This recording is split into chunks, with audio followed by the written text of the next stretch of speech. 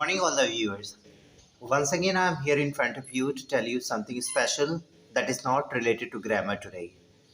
आज मैं आप लोगों के सामने कुछ स्पेशल चीज़ डिस्कस करने के लिए आया हूँ जो कि ग्रामर की वीडियो से रिलेटेड नहीं है, जो आपको अभी अपलोड करते हुए अभी मिल रहे थे।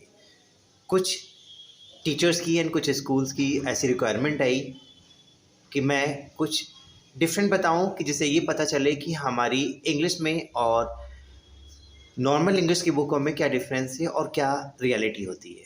चलिए, इसलिए I just kept the object of today's video. आज की वीडियो का मैंने ऑब्जेक्ट इसलिए बनाया, let's lift the curtain from darkness of knowledge. मतलब है कि चलिए हम अंधेरी, मतलब जो अंधकार में नॉलेज, जो अभी नॉलेज हम लोगों को प्रोवाइड कराई जाती है, उसमें हमें क्या नॉलेज मिलता है, क्या हम गेट करते हैं, चलिए हम उसके बारे में डिस्कस कर लेते हैं। देखिए, बड़ी सिंपल सी बात है। See what I am just going to tell you कि देखिए, एक बेसिक ग्रामर की नीड हमें और सभी स्टूडेंट्स को होती है। बेसिक ग्रामर में क्या हम स्टूडेंट्स को वो चीज़ दे पाते हैं जो बेसिक में बच्चों की रिक्वायरमेंट होती है? Different grammar books of English, जो कि डिफरेंट ग्रामर की बुक्स होती हैं। आपने भी नोटिस किया होगा, कुछ टीचरों से डिस्कशन करने के बाद ये पता चला कि they also want some changes. वो भी कुछ चेंजेस चाहते हैं कि कुछ ऐसे बुक्स हो उनके पास जो बच्चों को बेहतर से बेहतर बना सके, और they just can prepare to their selves for their future. उनके भविष्य के लिए उनको इतना बेस्ट कर सके। Clear? For an example, if child is studying in third class, देखिए हम फर्स्ट सेकेंड क्लास की बात तो नहीं करें क्योंकि बच्चे काफ़ी छोटे होते हैं, पर थर्ड क्लास से इतनी मेच्योरिटी आने लगती है बच्चों में कि दे just can understand the small and common thing. Common चीज़ों को आसानी से वो समझ सकते हैं। फॉर एग्जाम्पल, आपने देखा होगा कि third class, fourth class, fifth, six, seven, nine, tenth, किसी भी क्लास को देख लीजिए, ट्वेल्थ है, कॉलेज में है, तो आपने ज़्यादातर देखा होगा कि बच्चों के पास वो बुक्स होती हैं फोर्थ में, फिफ्थ में ग्रामर की।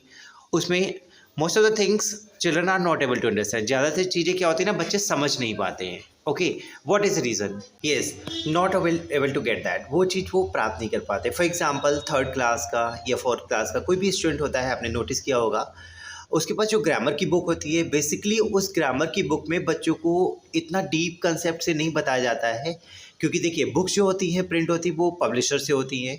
ऐसा नहीं कि वहाँ पे एक्सपीरियंस टीचर्स को प्लेस किया गया है कि आप बताएं कि बच्चों को किस तरीके से हम बेसिक चीज़ों को सिखा सकते हैं, कैसा हमारे जो हमारे स्टूडेंट है, हमारा बच्चा है, इंग्लिश में बेहतर कर सकता है। क्लियर?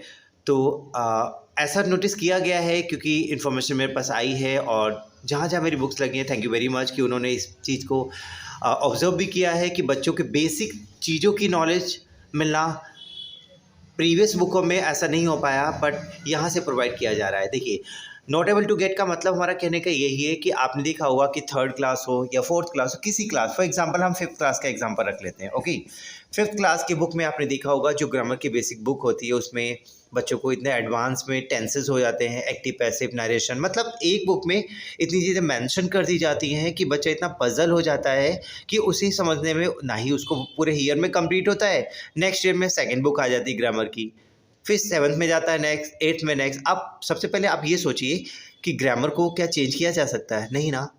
तो ग्रामर को उस पैटर्न से क्यों नहीं कराया जा सकता है कि जिस पैटर्न से बच्चों को वन ईयर में इतनी नॉलेज मिल जाए कि वो लाइफ में कभी उस चीज़ को भूले नहीं। सी, I'm telling with my experience because I'm having the 23-year experience in this line, so that I can understand, I know very well what is the actual need of students. Okay, students study according to their level, their need, what they can understand, so that should be taught.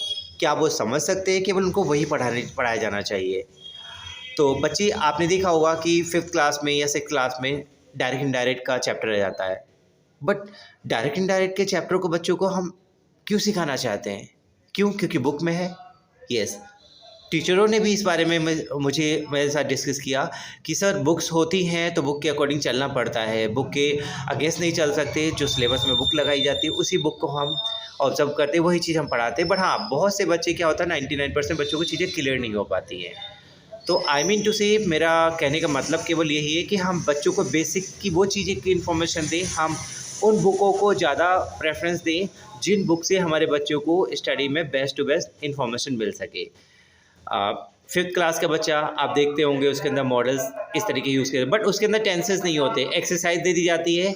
Yes, I was giving example, मैं example दे रहा, तो चलिए हम fifth class का example है। आपने देखा होगा yes, I was giving example of the fifth class. देखिए, फिफ्थ क्लास का एग्जांपल मैं आपको दे रहा था। देखिए, एग्जांपल्स में ही हम इस चीज़ को जान लेते हैं। देखिए, सिंपल सी बात है कि फिफ्थ क्लास की बुक में जो मैंने ऑब्जर्व किया है दिल्ली की बुक्स में, दिल्ली की जितनी बुक्स होती हैं ज़्यादातर स्कूलों में, वहाँ पे बच्चों के एक्सरसाइज में इतना डीप कंसेप्ट होता है कि deep concept in the sense कि वो इतना डीप ग्रामर में चले जाते हैं कि नरेशन है, एक्टिव पैसिव है, ओके।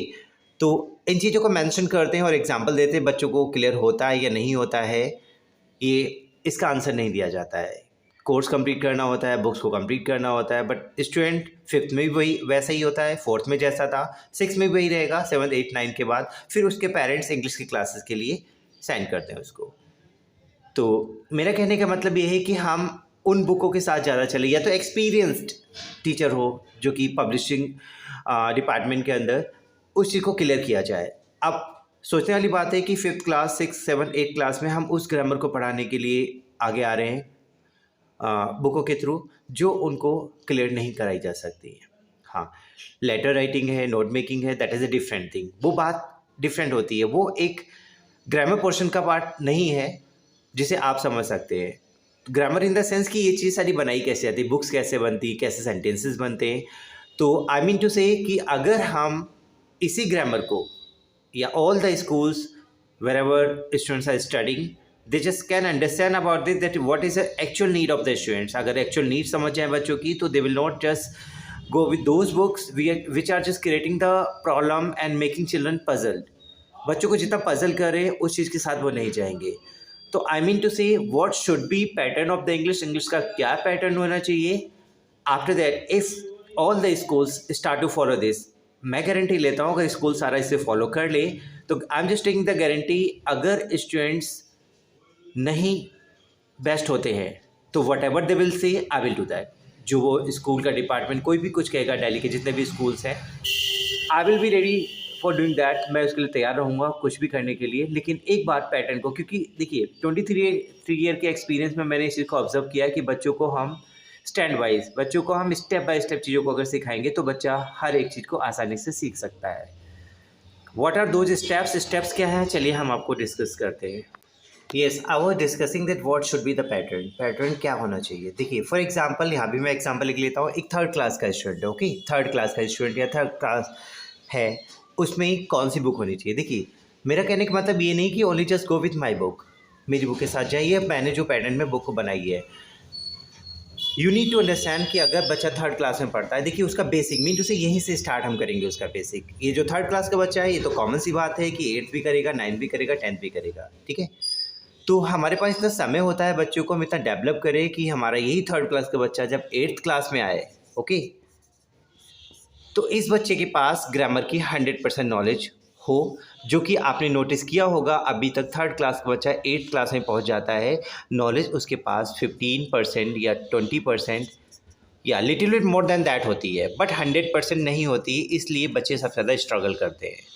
अब थर्ड क्लास के बच्चे किस पैटर्न के साथ जा सकते हैं? देखिए, सबसे पहले उन्हें क्या सिखाया जाना चाहिए कि हम कहाँ पे इस एम आर का यूज़ करते हैं, उन सेंटेंसेस में जिसमें वर्ब नहीं होती है। देखिए, सबसे बेसिक कंसेप्ट होता है कि जैसे राधा स्कूल में है, राधा इज इन स्कूल, ये बेसिक कंसेप्ट है कि हम थर्ड क्लास के बच्चों को टीच करते रहें। हमारे पास आपने देखा होगा, अगर हम बात करते हैं स्कूल की, तो काफ़ी टाइम होता है बच्चों को इंटेलिजेंट बनाने के लिए, 10 मंथ्स, क्लियर, 10 मंथ्स। अगर हम बच्चों को यूज़ ऑफ एम आर को टीच करें यहाँ पे, देन हम वॉज वर्क का, वॉज एंड वर्क का यूज़ कहाँ पे होता है, then will be and shall be का यूज़ कहाँ पे होता है। प्रेजेंट पार्टिसिपल में, पास्ट पार्टिसिपल में, फ्यूचर पार्टिसिपल में हम सेंटेंस को सिखा दें बच्चों को 1 ईयर के लिए कि हम इस एम आर कहाँ लगाते हैं, राधा स्कूल में है, राधा स्कूल में थी, राधा स्कूल में होगी। तो क्या होगा, आप भी नोटिस कर पाएंगे कि पूरे ईयर अगर आपके पास यही बुक हो, फॉर एग्जांपल आपकी सिलेबस में यही बुक हो, और इस बुक में टीचर्स भी कंफर्टेबल फील करेंगे और बच्चा भी 100% इस ग्रामर की बुक को स्टडी कर चुका हुआ, क्योंकि 1 ईयर में use of is am are, was were and will be का यूज़ करना बहुत आसान हो जाएगा 99% बच्चों के लिए। That's my guarantee, okay. उसके साथ साथ अगर लगता है कि बच्चे बहुत जल्दी ग्रैब कर गए, तो उन्हें आप कॉन्सोनेंट्स भी सिखा सकते हैं, वॉवल्स भी सिखा सकते हैं, साउंड ऑफ वॉवल भी सिखा सकते हैं। बट इसके साथ जाएंगे, जैसे कि थर्ड क्लास के बच्चे ने इतना कर लिया 1 ईयर के अंदर। चलिए, थर्ड क्लास बच्चा हमारा 4th क्लास में पहुंचता है। Now child is in 4th class, अब 4th क्लास में आ गया। चलिए, अब हम यहाँ पे स्टार्ट करेंगे बच्चों के साथ चलिए अब बच्चा 4th क्लास में पहुंच गया। 4th क्लास में काफ़ी लेंथी कंसेप्ट होता है, तो यहाँ से हम टेंस को स्टार्ट करें बच्चों के साथ। टेंस में काफ़ी ज़्यादा डीप होता है, कैसे हम प्रेजेंट, पास्ट, फ्यूचर, 4 प्रेजेंट में होते हैं स्टेप, पास्ट में 4 एंड फ्यूचर में 4। हम इन स्टेप को 4th क्लास में बच्चों को टीच करते करते हम पूरे ईयर के अंदर उनको टेंसेस सिखा देंगे। तो इन द सेंस कि हमने 3rd में ये पढ़ा दिया, 4th में ये पढ़ा दिया, बच्चा हमारा is am are participle sentence और टेंसेस में इंटेलिजेंट हो गया। कब? Till 4th class, mean to से 5th क्लास में आने तक वो बच्चा टेंस एंड पार्टिसिपल सेंटेंस सीख चुका होगा। अब बच्चा हमारा 5th क्लास में आता है, 5th क्लास, ठीक है। 5th क्लास में आप क्या कर सकते हैं, देखिए now in 5th class we just can start. देखिए हमारा बच्चा इतना इंटेलिजेंट हो चुका है, वो काफ़ी चीज़ समझ चुका है। अब हम उसको मॉडल्स की इन्फॉर्मेशन दे देंगे, okay, can, could, may, might, और इसको ईजिली समझ जाएगा बच्चा। फिर आप उसी के साथ एक्टिव पैसिव भी कर सकते हैं। अगर लगता है कि मॉडल्स हम उसी ईयर में कराना चाहते हैं, मॉडल्स के साथ tense and usage practice mixup book होगी, तो यहाँ भी बेस्ट है। तो 6th क्लास में आप इस बच्चे को यहाँ सिखा सकते हैं। 7th क्लास में आप नरेशन के साथ जा सकते हैं, ओके। एंड इसके साथ साथ आप प्रीपोजिशन को भी यूज़ बच्चों को बता सकते हैं साथ साथ। अब देखिए फॉर एग्जांपल बच्चा 6th क्लास कंप्लीट हो गया, 7th क्लास में आ गया है। दिस इज़ माय गारंटी, ये बच्चा 7th क्लास का 110% इंटेलिजेंट बन चुका होगा पूरी ग्रामर में, जो आज 9th 10th 11th 12th या किसी भी स्टैंडर्ड का, कॉलेज का, जो कि ग्रामर के अंदर इतना डीप नहीं होता है, ना ही ग्रामर की इतनी उसके पास नॉलेज होती है। तो इस पैटर्न से मेरे अकॉर्डिंग अगर इस पैटर्न से स्टडी बच्चों को कराई जाए तो बच्चा 110% इंटेलिजेंट हो जाएगा। बट अभी तक आपने क्या देखा होगा, बुकें बच्चों के पास एवरी ईयर चेंज होती है, हर एक साल बच्चों को बुक मिलती है, बट उनको नॉलेज नहीं मिल पाती है जो बच्चा नॉलेज को गेन करना चाहता है।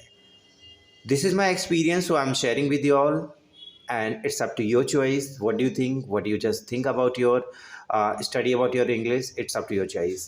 अगर टीचर्स के पास भी बुक यही वाली होगी तो कॉमन सी बात है कि टीचर्स ही बच्चों को इसी चीज़ को सिखाएंगे, बट टीचर्स की बात बुक जो होती है उसी से बच्चों को पढ़ाने की कोशिश करते हैं, और उन्हें भी काफ़ी प्रॉब्लम्स होती है कि बच्चों को समझा, इन द सेंस उन्हें सब कुछ पता है बट बच्चों को क्लियर करा पाना बहुत टफ होता है, क्योंकि बच्चों को बेसिक चीज़ें क्लियर ही नहीं है, तो पजल होते रहते हैं, चीज़ों को इतना कंफ्यूज हो जाते हैं कि वो समझ नहीं चाहते हैं या समझ नहीं पाते हैं, इतना डिस्ट्रैक्ट हो जाते हैं अपने पास से, और सोचते हैं हम कैसे करेंगे, कर पाएंगे नहीं कर पाएंगे। इंग्लिश का उनके अंदर फोबिया हो जाता है, in the sense they start to just fear about the English कि हाँ रियली दैट हम उस चीज़ को नहीं सीख पा रहे हैं। हाँ, हो सकता है 100% में 1 and 2% स्टूडेंट ऐसे भी हों जो चीज़ों को समझ जाते हैं, बट मेरे अकॉर्डिंग तो ऐसा लगता नहीं है कि बच्चा ग्रामर में अगर उसे बेसिक्स ही नहीं सिखाया गया तो वो बेसिक से कुछ चीज़ कर सकता है।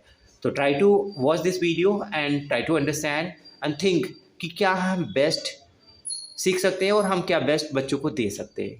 Thank you very much.